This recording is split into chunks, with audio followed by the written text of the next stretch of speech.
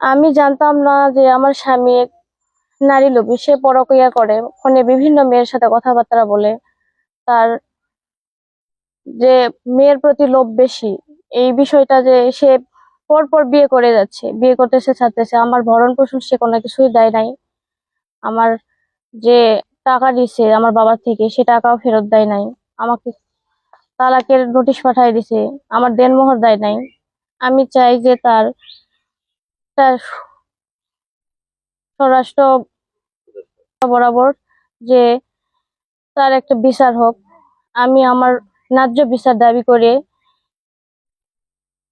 আমি এর বিচার চাই। সে পুলিশের সদস্য হয়ে পূর্বেও দুইটা বিয়ে করছে, আবার আমাকে বিয়ে করে এই যে যৌতুকের দাবি করে, সেটার আমি বিচার চাই। এছাড়া সে মোবাইলে অনেক মেয়ের সাথে কথা বলে। সে একজন নারী লোভী। সে একটা মেয়ে দিয়ে তার সন্তুষ্ট হয় না। আমি ভুগি। আমি এই সংসার পুনরুদ্ধারের জন্য আপনাদের কাছে আজ এই সমাবেশে বসছি।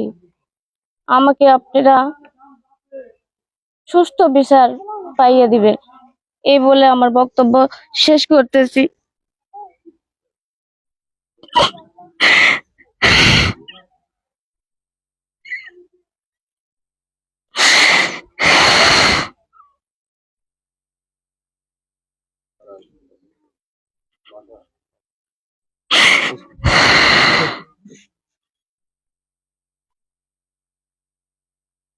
আপনাকে কি মারধর করতো সে?